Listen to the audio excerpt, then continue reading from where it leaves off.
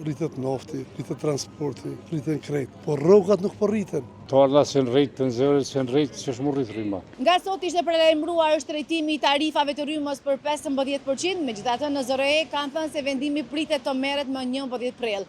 Por çfarë mendojnë qytetarët? A janë kundër rritjes së çmimit të energjisë? Sa ju vjen fatura e energjisë? Eja të marrin mendimet e tyre. Rritet nafti, rritet transporti, rriten krejt, por rrogat nuk po rriten.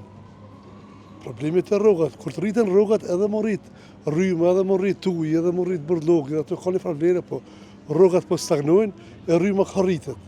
Atëherë varfënia e qytetarëve, na për varfënohemi.